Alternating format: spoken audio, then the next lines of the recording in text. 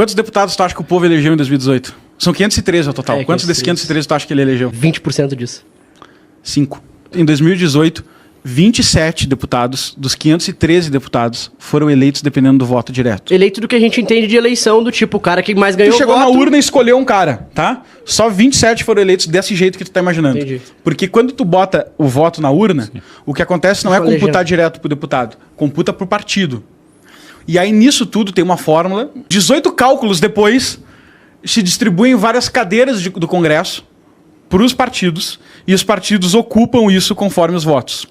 Isso significa que um deputado que ganhou, como é o caso que a gente mostra no episódio, um deputado que ganhou 128 mil votos não é eleito, às vezes, em detrimento de um deputado que ganhou 200 votos. 200 votos é a família e o bairro dele, né? E olha lá. Olha lá. O Talvez bairro nem não. a mãe votou. Não, no bairro não tá bem quisto. No bairro não tá muito bem quisto. Tá mais na família e na galera que trabalhou na campanha. No bairro já não acha boa ideia. Então, aí tu fala assim, pô, mas isso é sério. Aí vem várias questões disso. Isso é sério. É sério. No Brasil, na eleição de 2018, 95% não foi eleito dependendo desse voto. 95% da política, do Congresso, dos parlamentares, foram eleitos com redistribuição de voto dentro dos partidos. Ou seja, a gente não escolheu essas pessoas. A gente não tem clareza dessa fórmula. Poderiam me dizer, não, mas é legal. É legal. É hoje o sistema de voto. Se chama voto proporcional, coeficiente eleitoral. Sim. Ah, mas é legalizado. Sim, eles não estão ilegais no cargo. Sim. Mas eu desconfiaria que estão ilegítimos. Com certeza. Porque as pessoas não sabem quem eles são. O que isso gera? Olha o caminho que isso começa a criar. O caminho que isso começa a criar é... Agora, o deputado não precisa de voto para ser eleito. Ele só precisa do quê? De uma boa aliança com o partido e de um bom arranjo partidário. Porque se ele tiver num partido em que vai ter um deputado como o Tiririca, que puxa 1 milhão de votos, significa que o Tiririca vai botar mais uns 6 candidatos com ele, que não precisam ter votos. Vão usar os votos do Tiririca para se eleger. Se ele tiver num partido que tem o Tiririca e o Celso Russomano, 2 pessoas famosas, quer dizer que o partido vai botar umas 12 pessoas para dentro. E aí é natural que se crie um incentivo de criar vários partidos. Porque em cada um desses partidos a gente bota um puxador de voto e ele puxa outras pessoas com ele e a gente bota parlamentares que não foram escolhidos pelas pessoas. E aí a gente cria uma casta de políticos que beiram a invisibilidade pública, como o texto fala ali.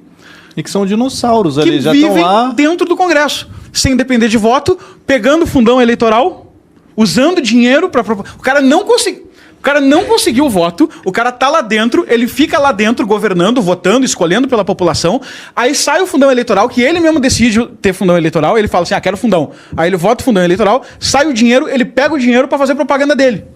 E cria toda essa lógica cíclica de existir um grupo no parlamento que não tem representação popular e que governa em causa própria ou em causa do partido.